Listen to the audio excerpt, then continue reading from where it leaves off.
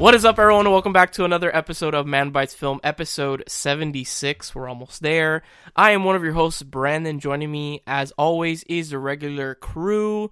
I had to really enunciate that word one because I was like, wow, there's a lot of words coming out of my mouth right now. We got Geico, Gecko, Lewis, my lovely cousin, and of course... I get my nicknames in there finally. All right. Of course. And, of course, the dankest of the danks, Mr. Williamphoenix. He definitely is dank. Yes, he is. Is he there? Did he die already? Yeah, well, no, like I said, I've been having Wi-Fi problems, and right when you started the introductions, the Wi-Fi went. Yeah, literally, I was like, wow, did his Wi-Fi already go? Yes, it did. Right on cue. Awesome. So... as you heard, folks, we might be having some technical difficulties, but whatever, the show must go on. As always, if you are joining us for the first time, someone's phone just went off, or the 76th time, we are a weekly movie podcast where we review one movie altogether, and then at the end of the show, we review 3 individual movies, and also we have movie news, which I completely forgot to mention. So, Lewis, movie news. Take it away. Talking about sideshow attractions and are you calling us a sideshow attraction? Is that? Oh, I would say William is a sideshow attraction. That was a horrible segue. I was like, damn, man. Shots fired. Whew. That's right. Woo! So, probably one of the biggest names now in horror, and used to be an iconic name in horror, Sid Haig, passed away at nice age of 80, honestly. Like, he lived a good life. He did. Yes, he did. I've also heard he was a sweetheart. Oh, dude, he is fucking amazing. Like, yes. I've met him. He was actually at the first convention I ever went to in 2003. It was the second, what do you call it? No, yeah, it was the second time Spooky Empire ever existed. And he was there. And I think it was actually for Devil's Rejects, if I'm not mistaken. So, does that make you a hipster for Spooky Empire? Oh, yes. Since you were there for the second event? I didn't even know it was a convention. I was like, oh, it probably was super small, I'm assuming, right? Yeah. It was tiny. Tiny. But it was mostly a tattoo convention, and then they had 2 rooms where the celebrities talked. 2 rooms. That's it. Wow. That's crazy. And, like, the area was the whole convention center was maybe the size of, like, a room in San Diego Comic-Con, if you can imagine that. Wow. So, it's tiny. It was minuscule, but Sid Haig was a freaking sweetheart. The man was such an admirable person. Every time I've gone to Spooky Empire and he's been there, because he's one of those frequent guests on there, he definitely was amazing every time. So, I always saw him laughing, always with an amazing presence, giving out hugs, always in makeup, which was really cool. Don't kill me, but I've actually never seen any of those Rob Zombie films. I know. Hey, October, 1,000 Corpses, man. October's coming up. I'll educate myself with what is it? House of 1,000 Corpses. Devil's Rejects, and isn't there a third 3 one? from Hell just came out. Okay, yeah, and that's the final one that he was in. It is. Yes, 3 from Hell though, and like it's in limited release right now. Well, no, it's not just that. It's one of those, we were good with the first 2. They should have not made this one. This was just literally it's topping on. I don't want to call it a paycheck movie, but that's pretty much what it really feels like. Was. So, it definitely was. See it because it's part of the thing, but the trilogy, after seeing Devil's Rejects and House of 1,000 Corpses, I'm going to tell you, you're going to be like, what the fuck? Yeah, House of 1,000 Corpses is the best one, by far. I know who he is, because he's definitely, he's the face of those movies, pretty much. Yeah, he's Captain Spaulding, so yeah, he's... I didn't know he was that old. Dude, he's freaking 80. I never would have thought that he was 80. I thought he was, in his late 50s. Yeah, exactly. Type of thing. From the way he acted, he never acted 80. So the Yeah. man was in good shape, or so we thought. And it just sucks because he also did in the 60s and 70s like really B-rated horror films and stuff like that. So he was always like a big horror icon since the beginning of his career. Yeah. cool. So yeah, definitely. Like I remember seeing all the what do you call it, the House movies and stuff like that. House was like a production company back in the day that used to release like these B films, B horror films and stuff like that, straight to VHS in 80s and all that. And he was one of the regulars in there. And I freaking love those movies so much. I grew up watching those so much. It was ridiculous. I've said it many times. You have a weird childhood. I loved it. Every minute of it. Yeah, so So in other news, the Batman has a bunch of news that came out. yes. We might have Jonah Hill as a possible either Penguin or Riddler. Yeah, they're saying he's an antagonist, that's for sure. Yeah, Like, and that's going to be interesting. I'm kind of excited about that. I could We'll see see. him being Penguin, honestly. who's directing the movie again? I forgot. Is it Christopher something? I I was don't literally about to say Reeve, and then I was like, that doesn't sound right. Nope, definitely not. Yeah. Matt Reeves. Matt, see, Sorry. I was close. Sorry. Okay. Yeah. He's the one that did War of the Planet of the Apes and stuff like that. So. Yes. Okay. Yeah, The I good mean, Planet of the I'm Apes, excited. though, right? Hey, I like all of them, so.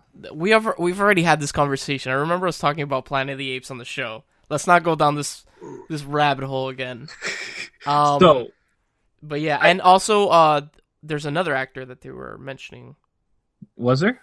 Yes, it was oh fuck. Okay, have any of you, either of you, seen Westworld, the show? Yes. I saw a couple episodes of it. Didn't care for it. The black guy with the glasses. Yes. Okay. Yeah, I did see that. Okay. He's playing Commissioner Gordon. Yes. Yeah, they're saying that he's playing Commissioner Gordon. So yeah, those were the two. It was him and Jonah Hill. Which I I'm would have excited loved to for. see him because as he's a good actor. Lucius Fox. Yeah, I mean, like, granted, Very like, don't cool. get me wrong, like, I love the fact that he's going to be Gordon, but like, I think it would have done like an amazing Lucius, but we will see. yeah, we'll see. Yes. Have they set a release date for the Batman? No, No, they haven't. have They they? haven't, Have they okay. even started filming the Batman? No, not yet. I'm. Not Are yet. you sure? Possible. Because like they've already like interviewed Pattinson. No, and- they haven't. They haven't. 'cause Not he's, yet. He's put on the suit already. He's literally said, "I've put on the suit." Probably I for mean, what do you for call it? fitting and for Pre-production costuming. stuff.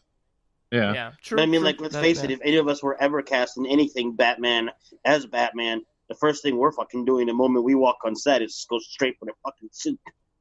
Hell yeah. Exactly. Well, yeah, Just in case this project gets canceled for whatever reason, I'm putting on the fucking suit. That's not just for that, but you guys also make up a good point. They have to like tailor the suit to your body. So Exactly.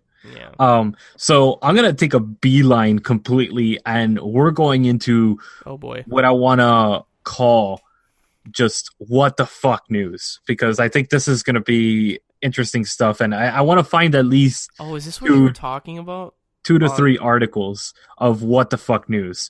And this is usually going to be movie related, but we might find some cool things, snippets that we want to bring in like today. But first thing I want to bring up is Micronauts. Micronauts is getting a movie, a live action movie. What the hell's Micronauts? That sounds very familiar. So those are the little tiny toys that they made back in the 80s and 90s that were like miniature versions of like Transformers, G.I. Joes, all that stuff. Oh, okay, gotcha. Yeah, Okay. it's part of the Hasbro live action universe, quote unquote, because everything has to have a universe since Marvel. Yeah, since everyone's like, whoa, Marvel did it, and they did it right? So now everybody calls something a universe, quote unquote. Hey, man, I'm about it. If you can do it correctly, then I don't have a problem with it. You know? I don't know about that. It looks really fucking cheesy so far. Like the images and stuff like that are coming out of it, it looks really fucking bad. You're But, talking about the Micronauts movie? Like, yeah. that looks bad? Like the concept design and stuff like that, I was like, yikes, that looks pretty god awful. But yeah, it's actually being written and directed by How to Train Your Dragon, the director, Dean DeBlois. I haven't seen the last one, but God, I love the first two, man. Yeah. All three are really good. God, those movies are incredible. The third one's on Hulu. I actually, fun fact, I was thinking of watching it and reviewing it for today's episode, but I decided on something else. But yeah, because I was like, oh, it's on Hulu, perfect. So I didn't see it in theaters because, you know me, I'm a broke bitch. Yes, you are. I don't go to the movies. So, next one that I want to bring up is the screenwriter David Cube, something or another. He wrote the Spider-Man screenplay, and he is getting pulled to pen Indiana Jones 5.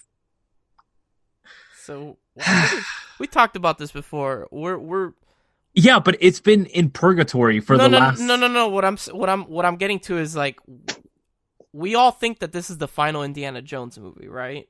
It's not. They're making 2 more. Because I've heard that they've said that once Harrison Ford dies or just doesn't want to do it anymore because he's too old, they've said that character's dying with him. I doubt it. Well, I mean, Harrison Ford has said that nobody else is Indiana Jones. Yeah. That's the thing, man. Like, Lewis, would you go to the theater to watch somebody else other than Harrison Ford play Indiana Jones? Because I wouldn't. I mean, we went to the theaters when somebody else other than Adam West played Batman. That's true. I mean, Indiana Jones it is supposed to be like it's not supposed to be like this masterpiece of cinema or anything. It's literally like old school serial adventure movies. But going back to what William was saying, like, okay, yeah, Adam West was Batman in the 60s, but when I personally think of Batman, he doesn't have a face to me. Batman is this malleable character in the sense that anybody can play him. When I think of Indiana Jones, I think of his hat and his whip. I think of Harrison Ford when I think of Indiana Jones, like, no joke. That's how I think about it. And I know that's probably weird to some people. Like my cousin said, he thinks of the whip and the hat, which I do too. But I also think of Harrison Ford. You know, I don't know. I get it, but honestly, I'm not excited for it because unless they're gonna do something drastically good, I think Harrison Ford's too old to be doing this. Yes, he's like in his 70s. You know, some of the cool things about Indiana Jones is that he does adventurous shit. I don't want to see an old man doing adventures because it's sad. I will say, he's fucking 77. I'm sorry, William. No. I was just saying, I will say this. I went and saw Rambo a couple of days ago. Oh, fuck that movie. Last Blood. I've heard it's so gory. It is so violent. If you remember the last Rambo that came out, I mean, they definitely upped the gore from that Rambo. My God. But I hate Rambo movies. I went to see Rambo and fully expecting to see, you know, because, I mean, I grew up with it. It was a childhood thing. I'm like, okay, let's see what they got Stallone doing. Come to find out that it's his production company that made Rambo, like this Rambo. I didn't even know that. Whatchamacallit? I'm not a fan of Stallone. Period. Stallone I've never. Wait. So I don't like Rocky. No, you don't. I don't. Okay. You don't like First Blood? Just the first Rambo I don't. movie? No. Really? I think it's stupid as shit. Okay. And like not like fun stupid. Like just like, oh God, no. Why? It's like Sylvester Stallone. What's this guy with the fucking ponytail? What's his name? Jean-Claude Van Damme. Them, and there's one more that I'm forgetting. Jean-Claude they all get kind of Steven Seagal. Yes, Steven Seagal. All of those get meshed together as people I never want to see on a screen. Okay, I'll give you Seagal. I'll give you Van Damme for the most part.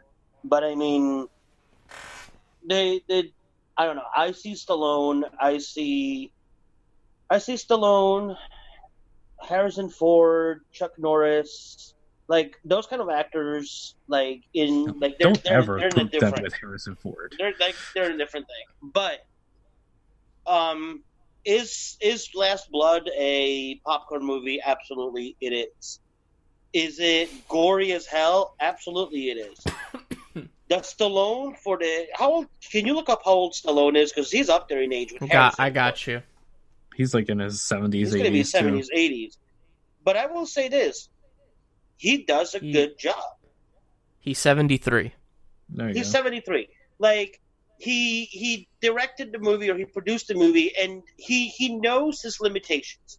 They didn't go and put another Rambo movie where he has to go in the jungles of Vietnam and have to like run through forests and climb trees and whatnot. They made the movie around what he is still physically capable of doing. I mean, other stunt doubles, obviously, is it still like action-packed? Yes, but it is within what you're telling me is they put him in front of a food truck eating. No, this is not Steven Seagal. I'm talking about Stallone. God. Like the premise is like his niece goes off to Mexico to try and find her biological dad. She ends up getting kidnapped and Did sold. they put a political message about Mexico? No, to answer your question, they did not do it as a political about Mexico. They did put to the forefront though sex trafficking. Okay, which was actually kind of good. So he goes back to get his niece. Shit obviously goes down, and he traps these guys to come back to basically bring him to follow him back to his. He lives on a farm in like New Mexico or Arizona somewhere, and he sets up all these traps and whatnot. So it wasn't like Stallone or Harrison Ford like in their prime. It was done well. Again, like I said, going very well. Like, could you see like a man that at this point in the movie, I think he's like in his 60s or so, kept well in shape because he's not like out of shape. Do something like I could this? see. Absolutely. Whether I want to or not is a different story. Oh yeah, but and I definitely don't want to. But the movie is well done, and if they do something like Indiana Jones, where it's within the parameters of like we're going to see Harrison Ford old on screen, but he's not like using his whip to go from one side of a gorge to another, and then it's doable. It is absolutely doable, but hopefully it won't be like Kingdom Skull or Crystal Skull or whatever that was. I like Crystal Skull. Yes. I do too. We've had that conversation. Yes. But anyways, actually speaking of Crystal Skull, I think this is a perfect segue with conspiracy theory. Playing right into it. Yes, you did. Area 51, the run of Area 51, which turned into basically a giant frat party. If you didn't watch the news, the U.S. Military actually officially apologized because they actually threatened the people that were showing up with a stealth bomber and a division of troops. Why wouldn't they? Literally, there are fucking signs all around Area 51. Don't go in. You're going to die. They will shoot you. I know. And then it's funny because the exact quote, this is the exact tweet that they sent out. The last thing #millennials will see if they attempt the Area 51 raid today. And it's a picture of a stealth bomber with about 50, 60 troops in front of it with guns. Nice. All I wanted was to watch, for anybody that's a weeb out there like myself, the Naruto run where you run with your arms flailing behind you. Did you see that? God damn it, that shit is amazing. That's all I wanted in my life, and they did it. So, congrats on you people. You're the true MVPs. What do you mean? God. What do you mean, you people? Not you guys. Like, if anybody's listening that went to Area 51 and you did the Naruto run, you're good in my book. You're good in my book. So that wraps up like the what the fuck news. Next thing that I am very excited about. I don't know if any of you either know or even heard about what this is. The Irishman, the latest Martin Scorsese film, officially has a runtime of 210 minutes. Oh my god! Yep. That's 3.5 hours, right? Yep. Oh, thank God it's on Netflix though. Yeah. Wait, it's on Netflix. Wait, it hasn't been Netflix original. It's a Netflix original. Oh, I thought it was coming out in theaters. No. It is coming out on theaters for 1 week, and then they're dropping it on Netflix. Oh, yeah. Okay. What is it like?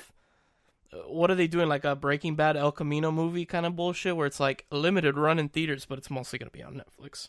Well, they have to put it in theaters for it to be eligible for awards.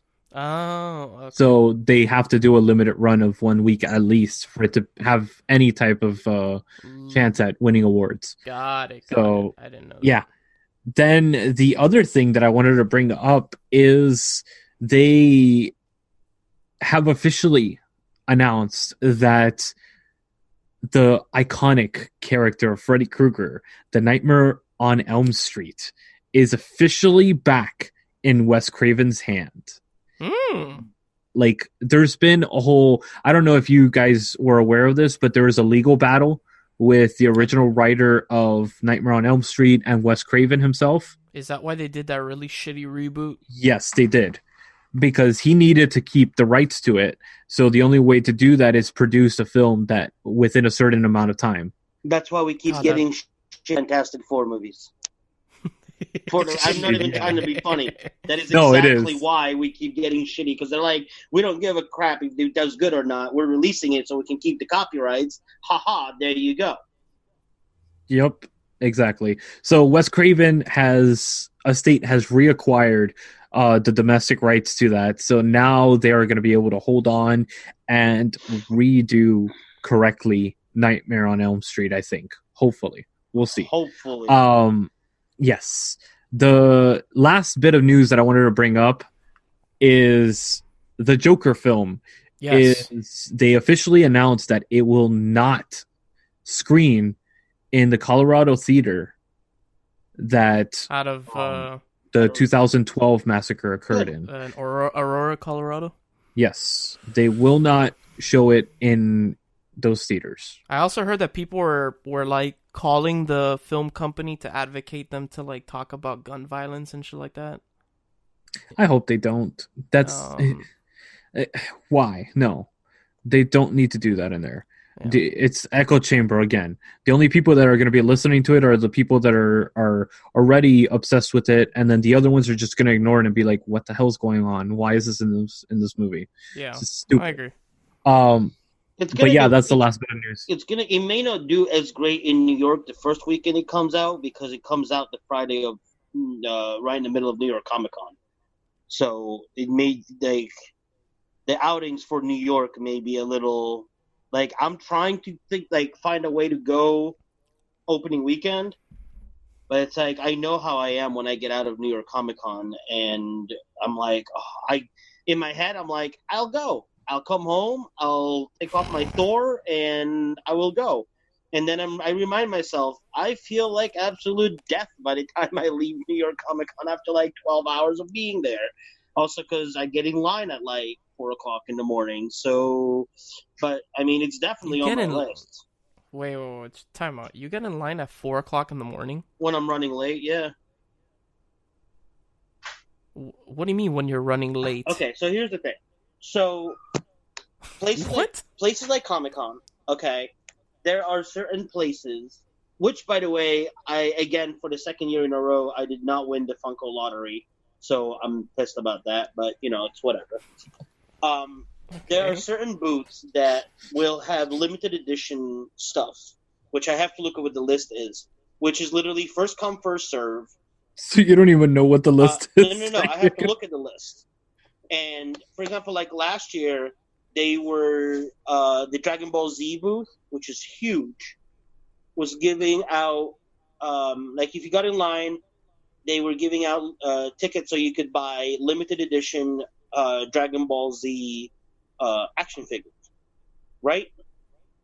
So I get there, and the guy in front of me, who was from China, was like, he was talking about trying to find people that he could buy the tickets off of because they don't have them in China, because he wanted to get the action figures for their brothers, and friends, because it was not being released in China. Mm-hmm.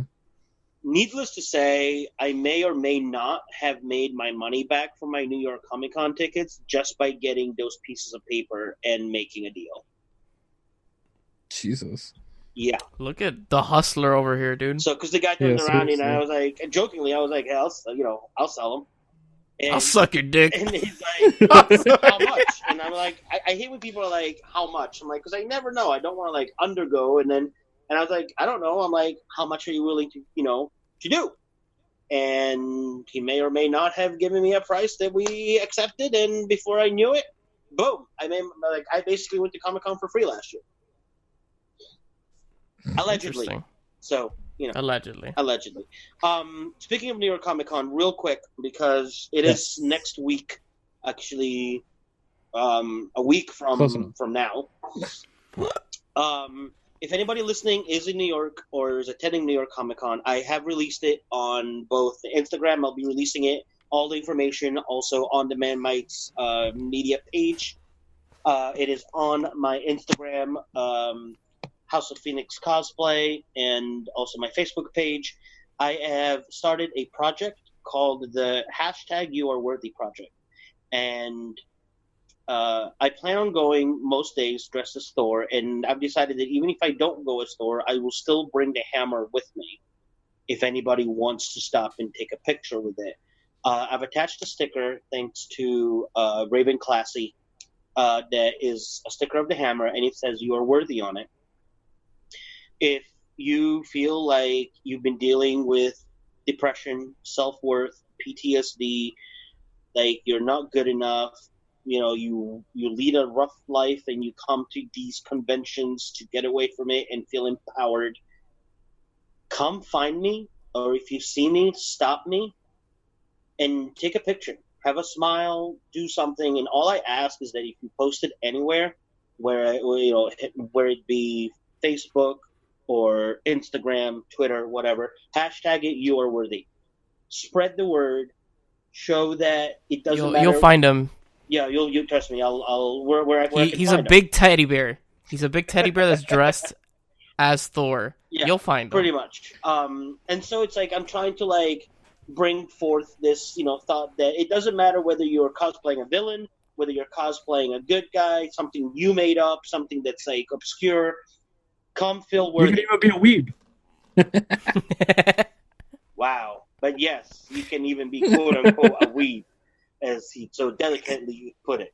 But again, look for Thor. I am very screen accurate. I went out of my way to make sure I'm very screen accurate, but I will be holding both the hammer and Stonebreaker because I know there'll be a lot of fat Thors out there. So I'm trying to find a way to like really stand out. So you're like, oh, that is it. That is, it's not. I don't want people going up to like the wrong person and getting yelled at or getting, and then it creates even more issues. So #You're Worthy project. I hope to find a lot of you guys there. Stop me. Do not hesitate. Do not think that, you are in the way or that I am doing this and I am prepared to be stopped. I am prepared to take pictures and do whatever. If it even helps one person to turn their thoughts around, I've done my job. So, lady, that's that. Sounds good. So definitely be on the lookout for a big teddy bear dressed up as Thor in New York Comic Con. Just so that it's clear, I am not actually dressed as a bear, dressed as Thor. No, he's not. My personality is a what bear. What I mean is, he's a chunky man. He's very lovable, very huggable. Chunky man. Hey, I'm a chunky dude myself. Boy, all right? Hey, I'm a chunky man myself. He's lovable, huggable. So yeah, he's gonna have a Mjolnir and Stormbreaker, right? You're gonna have both. I have both of them. Yes. Hey. Mjolnir. Mjolnir. Oh, I don't know what that is. And like the hammer. It's the hammer. The hammer's called Mjolnir. Swine. God damn, like dude. Mueller? Mjolnir's the hammer. Stormbreaker's the one that. Stormbreaker's the axe. Whatever. Stay tuned after this quick break when we come at you with our new, not so new segment, the movie bucket list. Why? What I do? Jesus Christ! Here I am trying to push something and be serious about it, and he's like, Mueller, you fucking dick. Dude, for real, you never heard Mjolnir? Really? I don't remember what the fuck it was called. All I know is that it was a hammer. Yeah. He doesn't remember what the fuck that was called, but he knows every single fucking character in Lord of the Rings, no matter how many fucking consonants there are next to each other. That's right. Fact. Welcome to an exploration of sight and mind, a travel through the world of films and the artists that bring you these masterpieces. Do you love films, directors, actors, cinematographers, editors, composers, or any of the hundreds of artists that bring you these feats of art? I am Luislacau, your host into the world of films, your guide to Man Bites Retro. Alright guys, welcome back for our new, not so new segment, the movie bucket list, where William picks a movie off of these posters he has, surprises Lewis and myself, and then we talk amongst ourselves and decide if it should or should not be on this list. So we should call this section Uncultured Swine. We could totally do that if you want me to keep calling it that. No, I'm going to go with no. Alright, William, what's the surprise? I mean, if you were running it, Lewis, then yes, we could call it Uncultured Swine. I was a negative on my. That's a negative from me for Uncultured Swine, but I appreciate it. You're outvoted 2-1. Moving on. Get shit on Lewis. I like that. Get shit on Lewis. Yeah, we'll call it this. We'll call it that. On today's episode of Get Shit on Lewis, we're making out a new movie. It's like Between Two Ferns. Oh, the movie just came out. I know. Sorry. Oh man, continue, William. This week's movie that I picked is a foreign movie. Oh boy, so I probably haven't seen it. Continue. Well, actually, you weren't too far off on what you just said. Okay, continue. Okay, You said, "Oh boy," right? Oh. Oh. Very well done. Way to play right into it. I'm smart. I did it.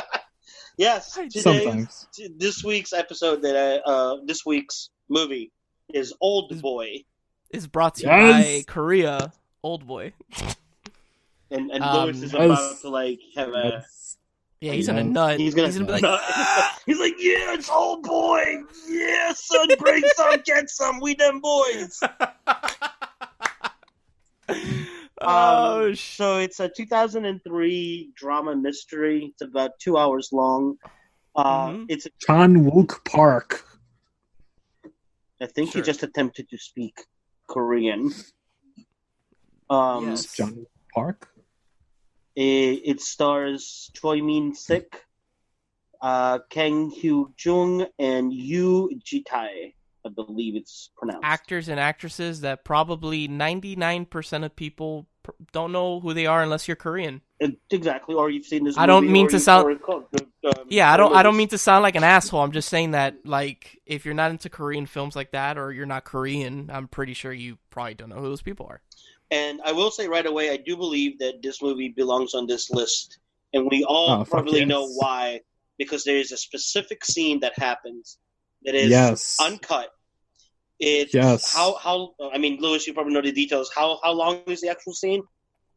It is a good 7 minutes long. That's just 7 minutes. Talking about the hallway? It's a hallway. Yeah. It's not just like a hallway because people are like, "Oh, 7 minute hallway scene while you're talking. That's great." No, it is a action-packed, fighting, non-stop, sequential, unedited scene. Yes.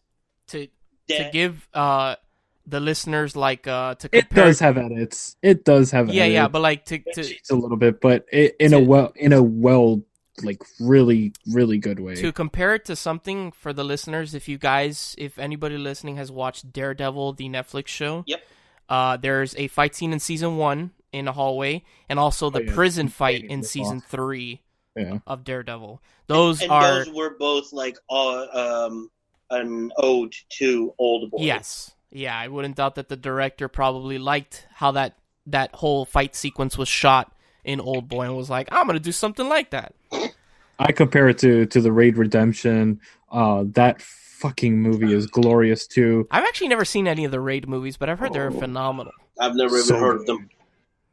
They're like action films, but like to the extreme. No, I know. I just wanted to get Lewis going. Okay. So going back to Old Boy, that fight sequence is incredible. Like the whole premise of the film is really interesting, and also without spoiling anything, like the climax of like the whole like when they reveal. It's a movie about some fucked up revenge. Yeah, it's like So it's actually a trilogy. This is the first movie in the trilogy. Really, I didn't know that. Oh wow. Yes. Oh, it's the Revenge trilogy. That's what it's called. With how fucked up like the Revenge is, to put it in comparison, if you've ever seen that South Park episode where Cartman's trying to go after his bully, and he ends up having the bully eat his own parents in a bowl of chili, it's that kind of fucked up. Okay, but it's a different kind of revenge. Okay. But yeah. Actually, yeah, it is the middle movie. It's not the first movie. Sympathy of Mr. Vengeance is the first one. Old Boy, and then Lady Vengeance is the third one. But is Old Boy like arguably like the most well known? Old Boy is the most well known and the best of the three films. Okay, gotcha. The other two films don't translate well for English audience, for American audience. Okay. Like it's very slow paced. It's a lot more melodic. Yeah, like that's something I've noticed like with Asian cultures in general, like kind of going to like an anime standpoint or just like any form of like Asian like media, dude, their pacing is so odd. Comparing it to like American stuff, like their pacing is like really slow. Yeah, like even French movies are a lot the same. Like French movies, like it's a lot of them are drama, but that's also because there's a lot less budget that goes into because like they're a drama. French. Oui. Sorry. Hey, I'm part French, so. Actually, we both Branden, are. just because you At least I didn't. It doesn't make you part French. Yeah, we're actually French German. We're from Lorraine. Oh, I didn't know that. Thank you for. I for real, we're German also. Yeah, Lorraine is a province right on the border of Germany and France. A little insight into our lives. Cause how do you know that? Did you do like one of those like ancestry things or? My dad did. Oh, cool. That's cool. No, I did not see that coming. Oh my god. So we do have German in us? Yes. That explains our racism, our superiority. Oh my god. Like I said, your racism. Going back, one question I have for you guys pertaining to Old Boy. I have not seen it. Hey, at least I didn't say the French are freaking waving the white flag rather than their actual flag. Oh my god. Can we go back to Old Boy? I have not seen it. Have any of you guys seen the American remake of Old It's Boy? fucking god-awful. Okay. Have you seen it, William? Answer. I was going to, and then I read the reviews, and then I was not going to. And I probably won't. Unless one of you fuckers forces us to. I hate fucking Spike Lee, so I really don't care for Spike Lee movies. I know what movie I'm looking for my next review. Other than Malcolm X, that was the only Spike Lee movie that I actually enjoy. Look at Lewis. You didn't like Do the Right Thing? Fuck no. Okay. Fuck no. That's fair enough. Okay. All right. So all right, to end this segment out, do we all unanimously agree, sorry I hit my mic there, that Old Boy should be on the top 100, right? Absolutely. Fuck to the yes. Yes, for all three of us. Okay, but where should it be? Top 20. Top 25. Whoa, I wasn't going to go that far up. I'm gonna go top 50. So hey, I was voted out. I guess you guys like this movie way more than I do. Well, it's not that like I liked. It's not kind of don't like the movie, but I do enjoy the movie. But just that scene alone is what is cinematography at its beautiful. It's beautiful. Oh yeah, but also Inside Man was a good movie. It wasn't a bad movie. That's a Spike Lee movie. But whatever. Yeah. But yeah, I think because like it's people that study movies could get a lot out of it, especially and it shows because Daredevil tried to replicate it twice. So it's obviously when did I say it came out? 2003. So like 16 years later, and there's still directors that are like mimicking and looking at it and dissecting it. So to me, that gives it more worth. I think that the prison fight in season 3 of Daredevil is much better than the fight in the first season. They're both good. I agree with you. I mean, yes, but I think the prison fight. But I think the prison fight was prison fight is like phenomenally done. I was like, holy! When I was watching that episode, I was like, my god, this is incredible. You should watch what do you call this show? God damn it! True Detective. I did opening... the one shot. Yes, dude. Yes. Masterful. That is all I have to say about that show. Yes, that show is incredible. It's awesome. So we all unanimously agree that Daredevil is an incredible movie, and if you haven't seen it, Daredevil is an incredible show. Old Boy is an incredible movie. That's where my brain is at right now. Sorry, we're talking about the prison fight. My bad. They're both good. Go watch it. I get to go see Charlie Cox live on stage on Tuesday, which I'm looking forward to. Oh, he's going to Comic-Con? No, he's in the show Betrayal with Hiddleston. And thanks to my friend Yami, I get to go see it. Nice. So, tell us how that goes. Yeah. So stay tuned. That's a quick break when we come at you live with the main segment of our show, the main review, which is Liar, Liar. The Claw. The pen is blue. The pen is blue. And just like Brandon says every time we finish the show, I've had better. Hey, you lovely nerds. This is Nisha M., your geek mom, from Diversely Geek. Diversely Geek is a global non-profit that promotes self-acceptance by highlighting the positive message of fandom. We're all fans of something that has affected us for the better. We like to express that love by embracing our inner geeks with you all on our podcast Diversely Geek Discusses. We also have a podcast for any Whovians out there called Doctor Who in Review. We often partner with Manbitesmedia, so you're bound to come across us sooner or later. You can find us all on our podcast platforms as Diversely Geek Discusses and on social media platforms as Diversely Geek. You can also subscribe on our website, diverselygeek.org, where you can find our podcast, videos, original content, articles, and so much more. And remember, there's some good in this world, Mr. Aslan. Alright guys, welcome back for our main segment of the show, the main review live, which is Liar Liar, William's pick. Yes, you're welcome. Of course it is. Yes. What do you mean, of course it is? What's that supposed to mean?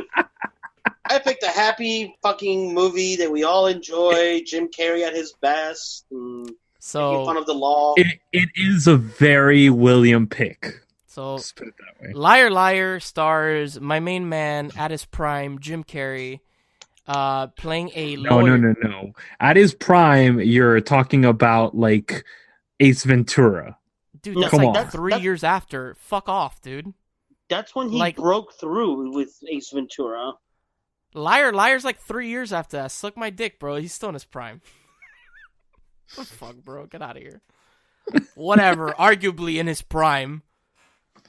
He plays a lawyer who has a son, is divorced from his wife, of course, because he's a workaholic, and he's also a compulsive liar, and he's a dickhead. He's a lawyer. Yeah, basically.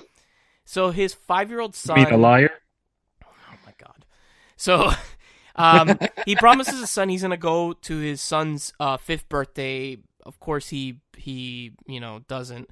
So his son makes a wish that his dad cannot lie for 24 hours, and it comes true. It's a really stupid premise. It really is. But it's so honestly, heartfelt. It really is, It's so dude. heartfelt. This movie kicks you in the fucking nuts, dude. Every time. Every time. I just love the scene when he's in the elevator with the lady, and he's like, "Mama." Can you imagine a scene like that nowadays? Jesus. I was gonna say the same shit, dude. Oh my god, he'd get destroyed. He still gets destroyed. Fucking Christ, bro.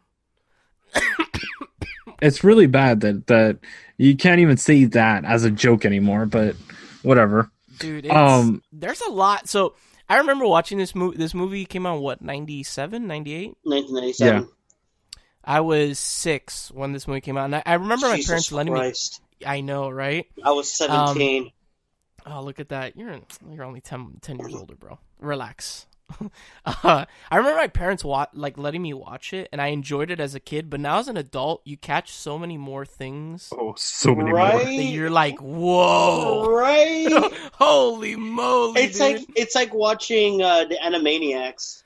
As a kid and as an adult, it's just completely different. Yeah, it's like, wow, that really flew over my head as a kid. Like, there's some raunchy shit, like that scene in the elevator. Like, oh man, Yeah, it is. The pen is blue. Sorry. I fucking love that scene. That by far is my favorite scene of the movie. Mine is when he beats the shit out of himself in the fucking. What does it look like I'm doing? I'm kicking my ass. I'm kicking my own ass. Whatever. Oh, fucking great. I love it. From beginning to end, it has this energy that Jim Carrey always has. And especially back then, that he carried this fucking, like, a massive amount of energy, like Robin Williams did with his comedy stand-up as well. And both of these two, like, Robin Williams was a more skilled actor, but Jim Carrey and Robin Williams, when it came to comedy and like physical comedy especially, both of them were on par with that. Robin definitely had the voice acting and being able to Not only that, he was a real actor. Like be able to impersonate others with at the drop of a hat. Like he made it seemingly like it was nothing, whereas the most we struggle. We have to stop. We have to get mentally in and try and whatnot. Yeah. And Jim has always been more of the physical comedian, the kicking his own ass, but also The Mask, Dumb and Dumber, Ace Ventura. He does a different persona, but it's the physicality of his comedy which makes him. There's one thing that Jim Carrey does in multiple movies of his that that fake throwing up, the way he does it. I'm like, that is the most fucking. It's the funniest shit to me. His eyes do this weird thing. I compare these two actors with Chaplin and Buster Keaton. So Jim Carrey will be a Buster Keaton. Charlie Chaplin will be Robin Williams. That they could kind of play both sides, but they're mostly physical actors. So I honestly see that when I see both of these. And Jim Carrey, this was like Brandon said in his prime, like Brandon and William said in his prime. They're definitely one of his best movies. What would you guys think Jim Carrey's best movie is? Oh shit, Truman Show. I'm gonna say I'm gonna say that my cousin's is Eternal Sunshine of the Spotless Mind. Yeah, I think I'm gonna go with that as well. Well, actually, no, because he was saying how Ace Ventura was the prime of his career, which was the first movie really that he came out and broke down the door, introduced himself as Ace Ventura.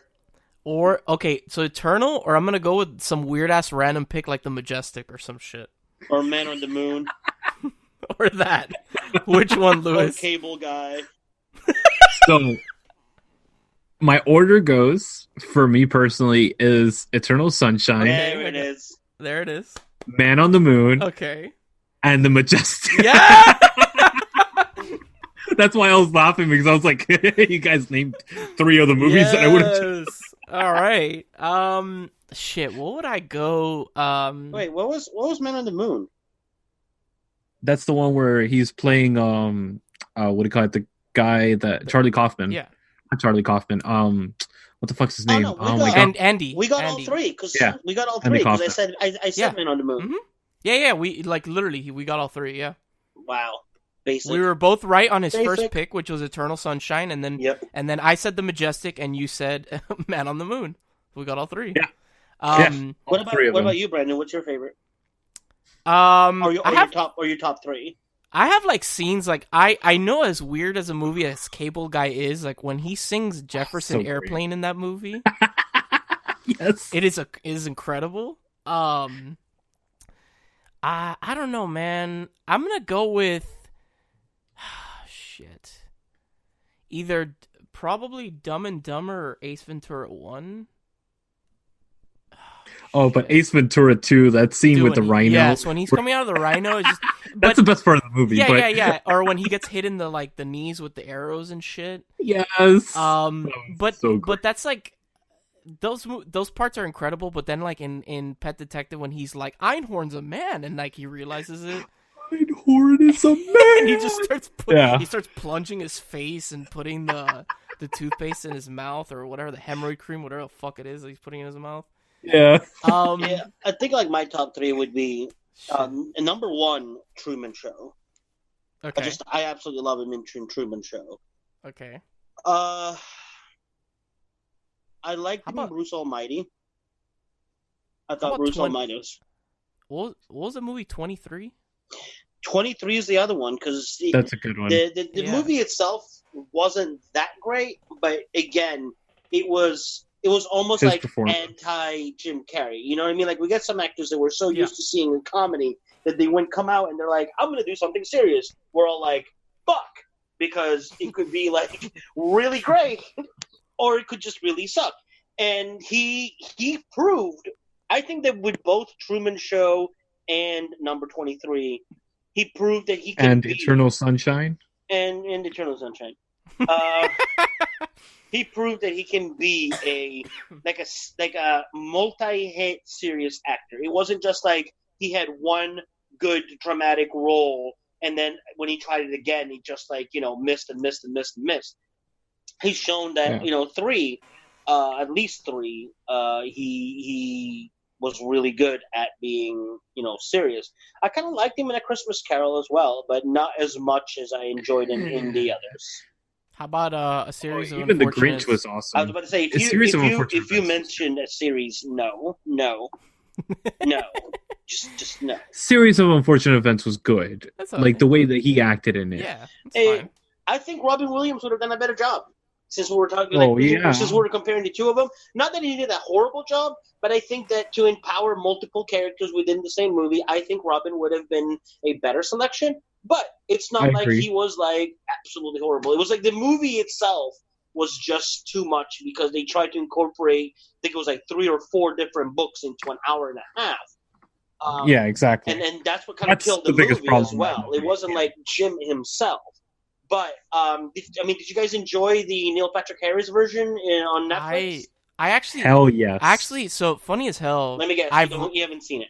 I haven't seen it. I love the series. I've read most of the books. I never finished this. I got onto the 10th book out of 13. I love it. I love how Lemony Snicket or whoever that person is, that's her pseudonym, writes. And I like the movie, but I just never got around to watching the Netflix show. I don't know why. It's not bad. It's literally like 2 seasons and it covers all 13 books. But it is how it's supposed to be done because it gives everything that needs to be in the forefront at whatever point it is, the time that it needs to have so that you are caught up. The movie, like I said, they should have done like a series of movies in order for it to do it justice. But so let's go back to Liar Liar. I know I completely derailed us. No. You know what's funny? Like, I'm okay with us talking. At least we're talking about Jim Carrey. It's fine, you know? Yeah, well, I want to go back. No, it's fine. Yeah. I want to actually go back and ever. Never. But still, I'm the one that started it. It's okay. Tom Shadyac is the director of this film. Okay. And this guy, like, he has a way that he's able to portray pathos and comedy in such a way that it's incredible. I fucking love the way that he balances those two types of writing and scenes, where you feel so bad for some characters in the film, yet the comedy doesn't overshadow the drama inside, and you feel for these characters. You really feel the fucking pathos that goes into each character's moments when they're having those dramatic scenes, and it's brilliant. Yeah. And this director's done it multiple times. He actually did Ace Ventura: Pet Detective. He did The Nutty Professor, and wait for it, Patch Adams. Oh shit. Yep. Yo, Patch Adams is sad as fuck. But it also has that comedy element. Yes. So you could tell that this was kind of the foreground, and it was the film before Patch Adams. So he already had that mindset where he needed to create sadness, but with comedy. Did you guys see how Max Reed looks like nowadays? Who? Max Reed. Justin Cooper. He's the one that played the little boy. Actually, no, I have not. How does he look? Look at him.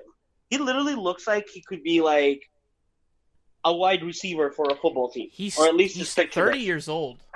Yeah, but I mean, he looks good. Holy he looks like shit! Right? Tell me you couldn't see that as like in a starting lineup of a football team. Holy moly, dude! Yeah, I it can doesn't see help it. that he looks like he's wearing like a Rangers jersey in the picture or whatever. Yeah, that's crazy, dude. That does. What was I gonna say? Yeah, actually, my favorite part. I don't know why. Like, I've said this on the show before. Many moons ago. The older I get, the more of a pussy I become. Where things just hit me. And the scene when he's with what's the old lady, Greta, right? Oh, dude. And he starts running, and he's like, "I love my son," and he just starts giving the money to the homeless man. It's just such a beautiful scene where he finally realizes like how much of a shitty dad he's been, and he's just like, "I want to be with my son. Just give me my son, please." It's so, I don't know, it's so heartwarming, and I'm like, damn, I feel for you, dude. I feel for you. Let's talk about what do you call it? Audrey and Samantha and Miranda. All three of these freaking actresses do a fucking phenomenal Jennifer job. Tilly. I've always loved Jennifer Tilly, and she's amazing in this movie. So just good. When I found that she's in her 60s, I was like, what the fuck? Wait, what? She is Yeah, like 60 something. Jennifer right Tilly's now. that old? Dude, I was like, what? Yeah. Oh my god. Oh wow. Yeah, dude. She was born in 58. 61 years old. She's 61. I was like, what? Because her birthday was recently. She just had a birthday on the 16th. Well, if you're listening out there, happy belated birthday, Jennifer. Yeah, that's why I know that she's 61, because I think it was like, very recent. And somebody on Facebook was like, she's 61, and I was like, wait, what? Yeah. Holy shit, but, dude. I mean, she's always carried herself very nice and always, I mean, I don't think I've ever heard anything negative about Jennifer Tilly. Like, anybody that's ever met her, or, like, her having, like, a diva meltdown or anything, and which, it's great. We all associate her more with Chucky than... Yeah. I do, because, like, in Bride of Chucky, she was just great. Yeah. Dude, but honestly, her portrayal in this, that psychopathic fucking trailer trash character, it was so great. And that scene also, like what you were talking about, when he finally realizes that, like, she's just using her children as, like, a way to get to her husband, and he, like, goes up to the judge, and he's like, bro, like, I know I won, but, like, do you not see this shit? Like, she's a piece of shit. Don't take them away from their dad. And it's like, sadly, they probably will be taken away from their dad. Yep. And it's kind of sad. That shows you how fucked up the justice system. It's kind of sad. Age 34. Yeah. In your bra. No. It's weight 105. And he's like, yeah, in your bra. In your bra. I love it, dude. Like, I love the way that Jim Carrey, like, presents himself. I love that, like, slapstick comedy, like all the fucking, like, facial expressions he does, and The scene where he turns around when he gets off the elevator and he goes, "It was me," and he had just farted in the Yeah. elevator. Yeah. And then I don't know, man. It's a great movie. I kind of have like a nostalgia behind it because again, I was 6 years old when it came out, so I've been watching it since I was a child.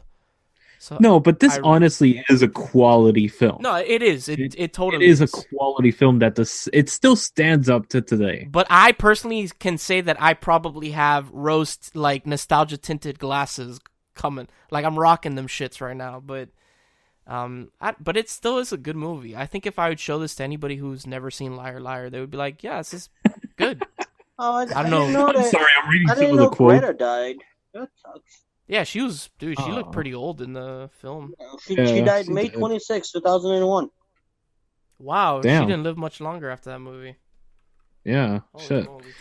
I was reading one of the quotes, and there's a line that I had completely forgotten about until I saw the movie again, and I was like, yes, so good. Hey, Fletcher, how's it hanging? Short, shriveled, and always to the left. Yes, dude, that's something that as a kid I would never have gotten, but now as an adult you're like, wow, dude, Jesus. Hey, Fletcher, what's up? Your cholesterol. There's just a bunch of scenes like when he starts going off on everybody in the board meeting, and he's just like, "You're a dickhead," and then like everybody just starts cracking up, and he just starts roasting everybody. I love how like the picture of him screaming into the phone, like "Stop breaking the law," has become a meme over time. Stop breaking the law, asshole! Oh, asshole! And it became like a bigger meme when Justin Bieber was like doing all sorts of stupid shit, and he just started coming out where it's like, what Justin Bieber, my lawyer, must look like right now. Jim Carrey screaming to the phone. I was like, oh, that's great. Oh.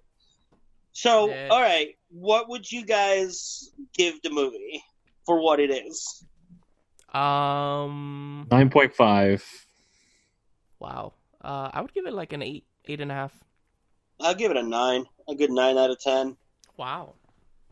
Yeah, like, the only reason I don't give it, like, a little bit high is, like, I know that it's a movie, I know it's slapstick, I know it's comedy, but, like, everything could make...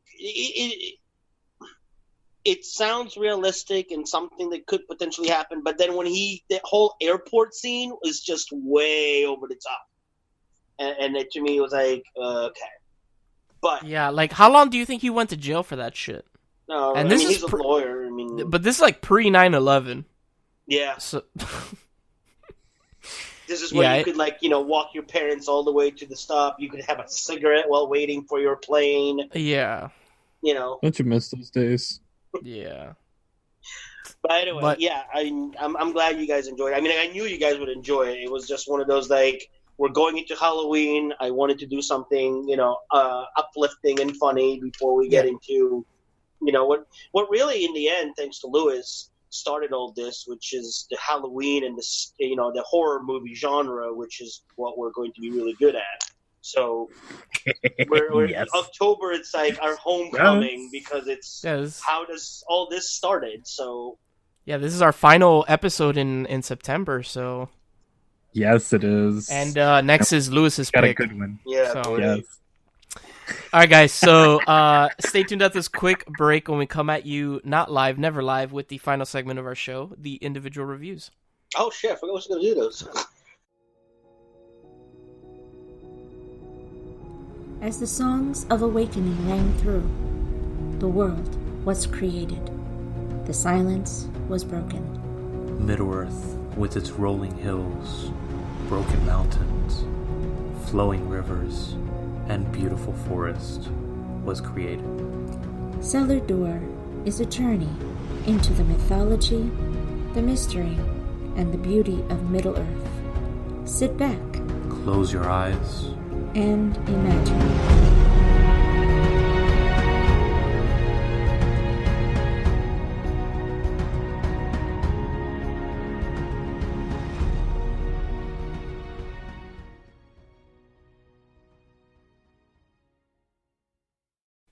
All right, guys, welcome back for our final segment of the show, Never Live, the individual reviews. I'm going first this week. I was really stuck with what I wanted to review. Like I said earlier in the show, I was very close to reviewing How to Train Your Dragon. What is it? The Lost World or whatever? Not the Lost King. No, that's Jurassic Park. I know what's it called? Damn it, help me here. Hidden World. Hidden World. Thank you. Close enough. Close enough. But something else caught my eye. I'm dying. And that was a documentary that I guess aired very recently on ABC, the actual channel ABC. But because I have Hulu, they put all that stuff there. And that documentary is of the name The Last Days of Phil Hartman. Oh, nice. I don't know if you guys have heard of it or... I've seen the whatchamacallit. I saw the previews for it, but I haven't actually gone around to seeing it yet. Lewis, you know who Phil Hartman is, right? I think so. The comedian from the 90s. Well, before he was on Saturday Night Live, the news radio.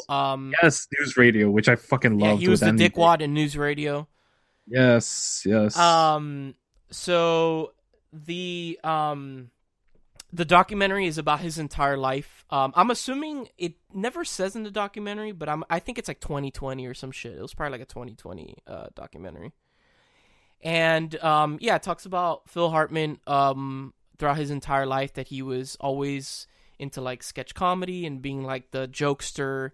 He always liked having everyone's attention, and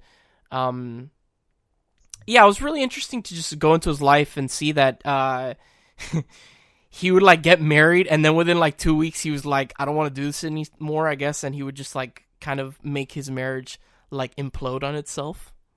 Wow. Yeah. Because they like people that knew him would say that he like there were two.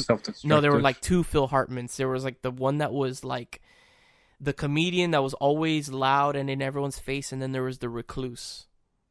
I don't know, man. Like. Right? Watching this documentary, it just further cements that like most comedians are really fucked up. Oh yeah, like really, really fucked up. And it chronicles his life, how he eventually got on SNL during the days of like John Belushi and Chris Farley and all these people, and unfortunately he was killed by his wife. That's ironic. Yeah, his wife was like a drug addict / like alcoholic, and to this day they don't know what happened, like why she killed him, but she just came into their bedroom one night. Like they were fighting a lot.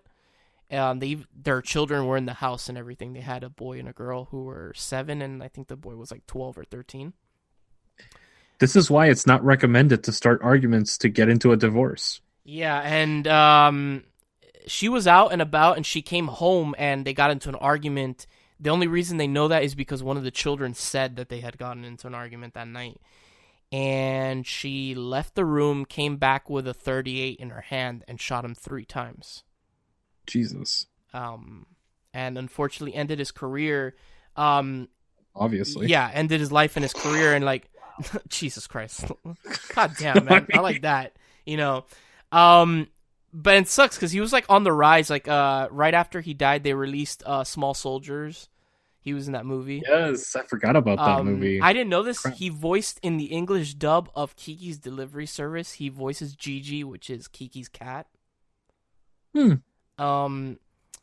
it's a really interesting documentary, but it's sad to see like not only how like messed up like emotionally comedians are, but like just to see that like this man was robbed of his life by his wife, nonetheless. And that sucks. Yeah, dude. It really sucks. I mean, I personally loved him from News Radio. I loved News Radio when it was out, and it's the only Andy Dick besides what do you call it, Dude, Where's My Car, that I actually liked. Yeah, it's really creepy. The last they talk about it in the documentary, the last line he says in News Radio has something to do with his death. and he died like not long after that. Damn. Yeah, it's like really creepy. And then like when he left SNL, Illuminati. when he left SNL, they did like this whole like musical number, and the entire cast was on the stage, and everybody started leaving. And at the end, the only two cast members on stage were him and Chris Farley. Oh shit. Yeah, and Chris Farley after that, like not long after that, died of a drug overdose, and then Phil Hartman was murdered by his wife. Damn. Yeah, it's just super like weird. I'm telling you, freaking Illuminati right there, bro. Is William here? Because he's been very quiet. No, I'm here. Oh, okay, cool. I'm just looking at stuff as you guys are talking. I was looking at other stuff that he has done as well. Yeah. And come to find out, I just found out two things. One, he was on Darkwing Duck. Yes, he was. As Paddywhack, which I did not know. I'm pleasant surprised. And I didn't know that Tim Curry was on Darkwing Duck too. Yes, you didn't know that? I didn't know that.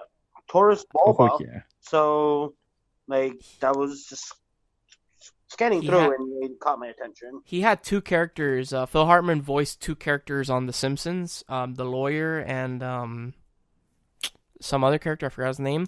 And when he died, the producers of the show literally retired those two characters because they were so memorable that they were like, we cannot fathom having somebody else's voice come out of this character. Like Phil Hartman was these characters, and they just like retired the two characters, and they've never been used ever since.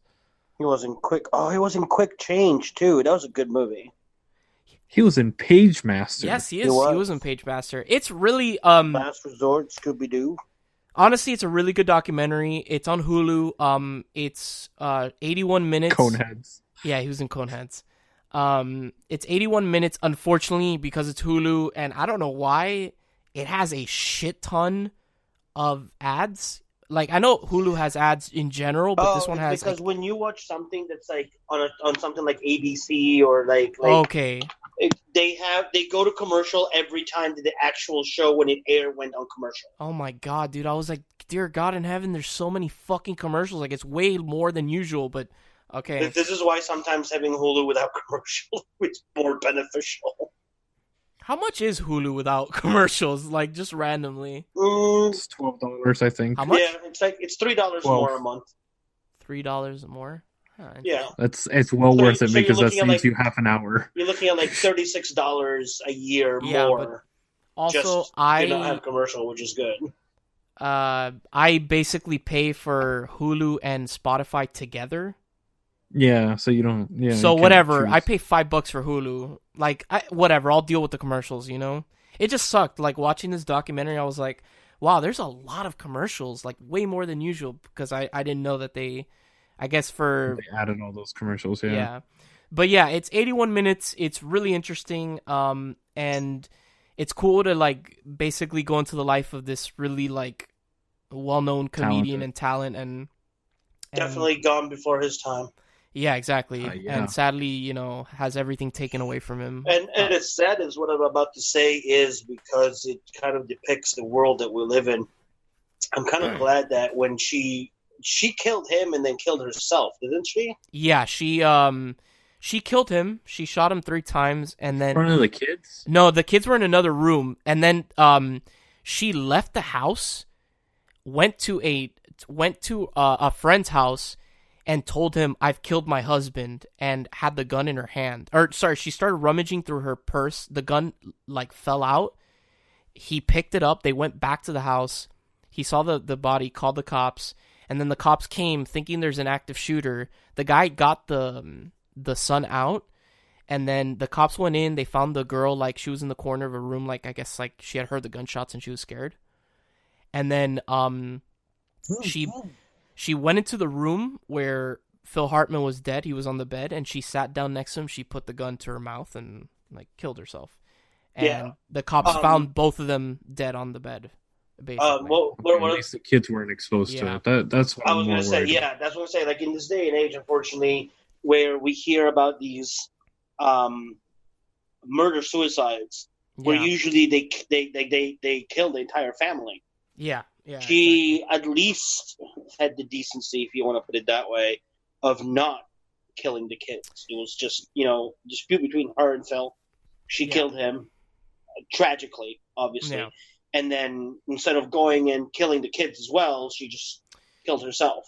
So they talk about the kids. The kids I get after their parents were died. They were adopted by family members and taken to the Midwest, and they've stayed out of the limelight. Like they actually don't ever show up in the documentary. There's of course home video of them as kids that they use, but you don't see them as adults.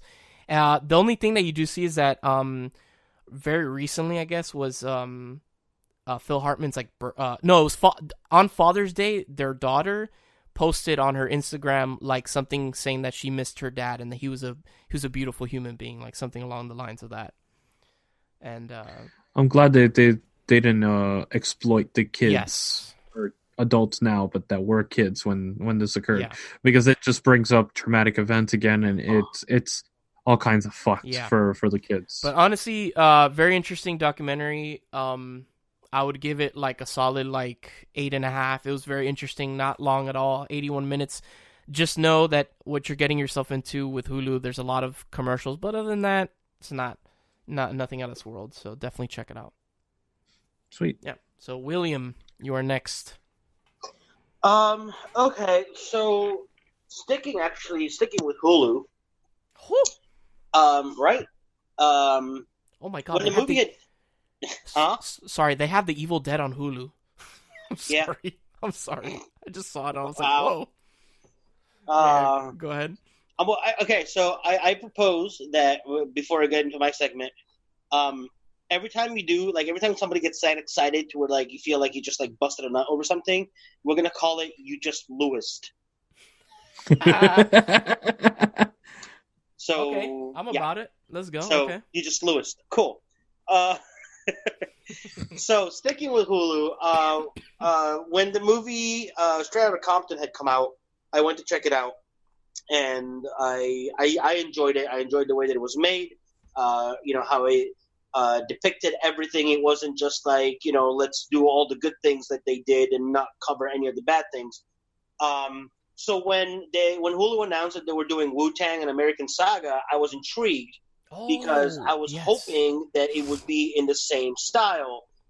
This one being 10 episodes covers more details and more the comings and goings of the original WuTang Clan, which, believe it or not, both WuTang and NWO, are both, No, it's at NWA. It's an NWA. Okay, so that's okay. Music that I listened to, not avidly, not I didn't go out and buy albums, but if it came on the radio, I knew what song it was or I enjoyed it. But WuTang, dude, WuTang is incredible. The executive producers, Brian Grazer, Alexei, RZA, and Method Man. So it's definitely people that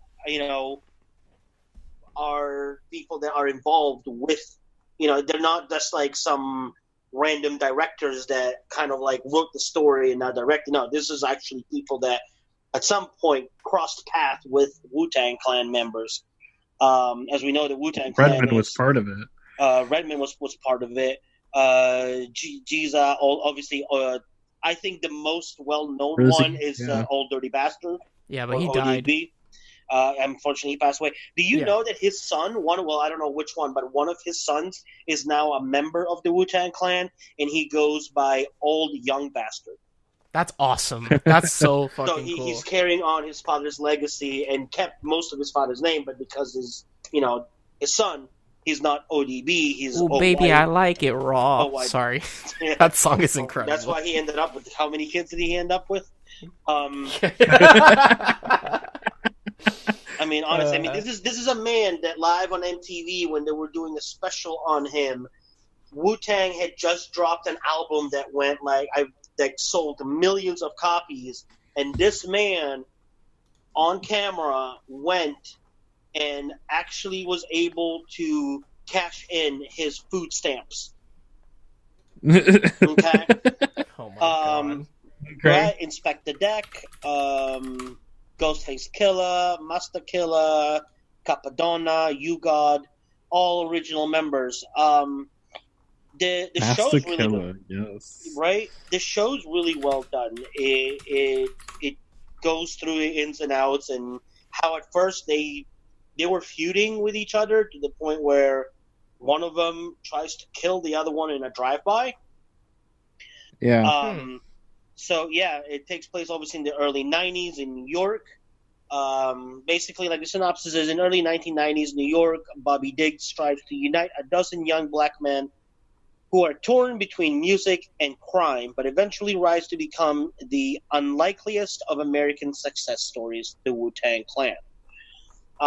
It is very good. It is very well done. There's obviously scenes that are a lot slower, but everything. It's one of those shows that you see how slowly their lives start getting intertwined with each other, and how they are slowly learn how to put hatred aside and turn to music. And they're like, yeah, there's a lot of money in selling drugs, but if we concentrate on this, we may actually be able to do something with it and get out of the situation that we're in. It is halfway into it right now because only 5 episodes have dropped. I didn't realize that they were doing it week by week. I thought that they had dropped the entire series all at once. But now I gotta wait the next 5 weeks, 1 episode at a time to finish it. There's really not much more I can say about this. Check it out if you listen to them, if you grew up with them, if you enjoy Straight Outta Compton, you will enjoy Wu-Tang Clan.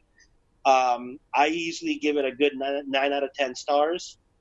And I encourage anyone and everyone that, especially our generation, to have a look at it, because we always see when they make it big, we always hear about this artist, but when they're able to depict their life stories and literally what, like, the ghettos that they came through and the upbringings and their backgrounds, it gives all the crazy shit they went through. Exactly. Yeah. It gives so much more. I don't want to say like they don't have cred. They have credibility, but it gives so much. You see where more. the music, dude. A bunch of them are criminals. Exactly, but a bunch of them are criminals. Like, a bunch of them went to jail. A bunch of them, had records, and that's also another reason why they got into music, because they realized that because of their history, because of their records, they would never be able to have an actual job. Yeah, they would have been working. And that's the problem with a their lot. Entire lives. Yeah. So it's great. Again, it's streaming on Hulu. It's got limited commercial breaks. Awesome.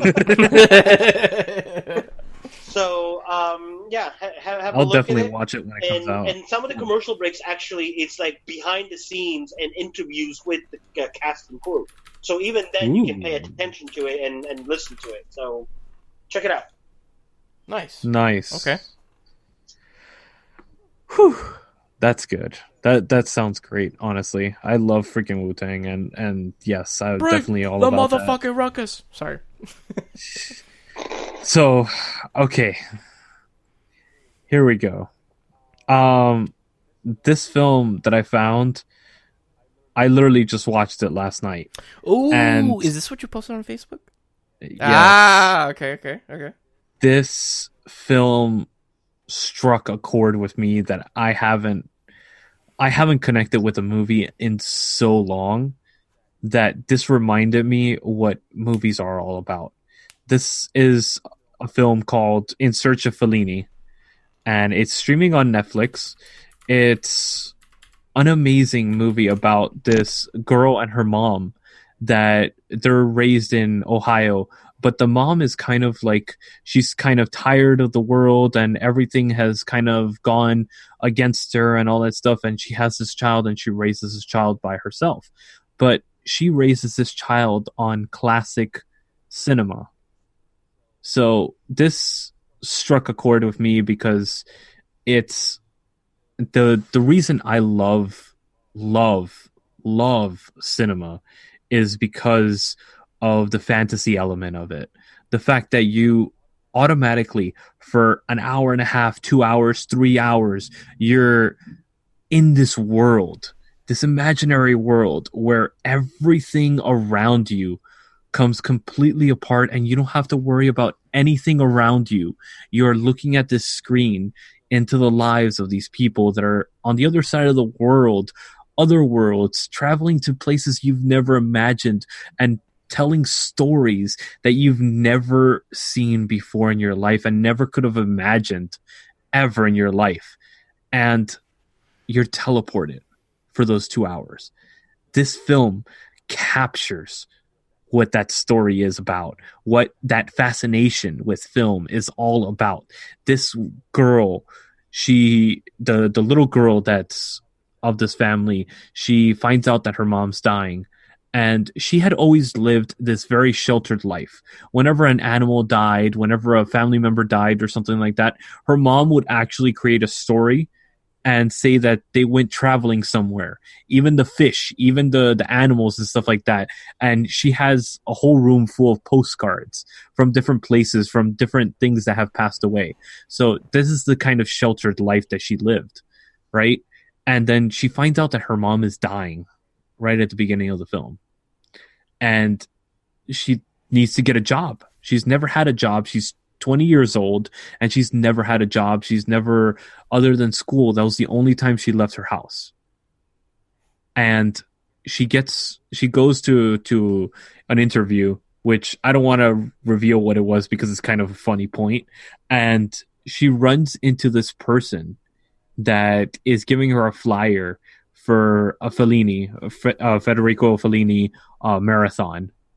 And she goes there and it's like being teleported into a Fellini film from the first moment that you walk into that theater.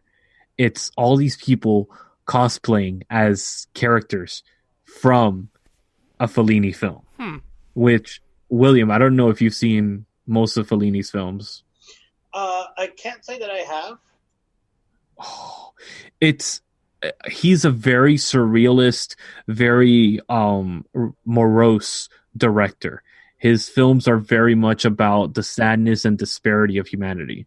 And he uses that as kind of symbolism throughout and all that stuff. And it is very much kind of surrealist cinema, what do you call it, filmmaking and stuff like that. But he is considered one of the best filmmakers of all time. And because he challenged cinema, and she sees a Fellini film for the first time. And she falls in love because she sees something she's never seen before. Her mom has only shown her American cinema, which is very happy and, blasé and kind of, it is very cheerful compared to European cinema. European cinema is it is dark. And it's amazing seeing her reaction to it, and to the point where she buys all the VHS tapes that she can of all the movies of Fellini, and she marathons all the movies back to back throughout like 3 days. And she decides to call up and try to book an appointment to see Federico Fellini in Italy. And she has money saved up and stuff like that. It doesn't really say how she has money saved up or why, but she decides to go on a journey after she gets tirade by her mom about something.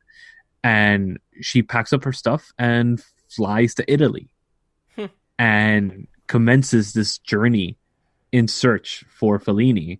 But the journey that she goes through and encounters, mind you, all she's ever seen is American cinema from like the 50s and 60s. So she has that kind of personality. Like imagine like Audrey Hepburn in modern Italy, in a modern society. Imagine Audrey Hepburn's characters in her movies in a modern setting. This is what she play acts. And it's incredible, all the events that she encounters and everything. And this is literally just a love story to cinema. Anybody that loves films that loves going and teleporting themselves into these worlds and completely dissolving everything around them and hiding out in a film for 2 hours, this is a film for you. For any film lover out there that finds their passion in watching a director or a actor or anybody showing these films, and just you see these worlds and you completely love them. And it really, from every moment in the film, it captures the magic that I love and adore in films.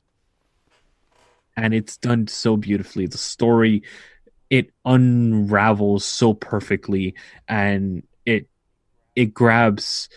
You don't know what's real. You don't know what's fake. You don't know what's going on and what's actually in her mind, whether this is completely in her mind or what. But it unravels in a way that just keeps you mystified throughout the whole film. I literally watched this and I wanted to. I stayed awake until 2:00 in the morning watching this last night. Fucking weird. Wow. That's how, like, I loved it so much. And then I have it queued up to watch it again tonight because I want to watch it that badly again. It's a beautiful film, and I'm probably overselling this for anybody that's not a huge cinephile like I am, but I give this a 10 out of 10. This is going to be on my top 10 films of the year for sure that I've seen. Wow. Okay. So, and again, streaming on Netflix. It's only an hour and 30 minutes, so it's quick. What'd you rate it? 10 out of 10. Wow, you've been fucking flailing those 10 out of 10s like your candy lately. Yeah, well, I mean, with good reason, I'm though. kidding. Only when I'm it's just good. messing with you. But yeah, it's such a beautiful movie, and I started writing up an actual review, a proper review. So because I definitely want to put some words down on it. It's that beautiful. So yeah, that's my pick for the week, and perfect segue because I want to go into the next film that we are going to be watching. Tell you. Go ahead. We are coming on the cusps of Halloween. Cusps of Halloween. And John and I reviewed a wonderful movie called Creep that is going to be dropping at the end of October. And there's a very interesting little dance that I do in the review. So in the spirit of that, I want to actually review Creep 2 that is streaming on Netflix. Okay. It is a wonderful film, and I think you guys are going to be delighted with this film. I'm excited. It is a fun horror movie. No gore. There is no gore in this film whatsoever, and it is comedy horror at its best. So yes, awesome. I'm excited. Awesome. All right, guys. So of course, if you enjoyed our show, check out our other stuff. Go to Manbitesfilm.com. Almost said media again. Got it right. I did. I know. Finally, only took what? Year? Yeah. No, I've been getting it right. I don't know why my mind immediately goes to media for some odd reason. Check out our sister site, diversitygeek.org. Also check out our other shows, Wizarding World with Williamphoenix, which is all about Harry Potter, and Cellar Door with Lewis, which is all about Lord of the Rings.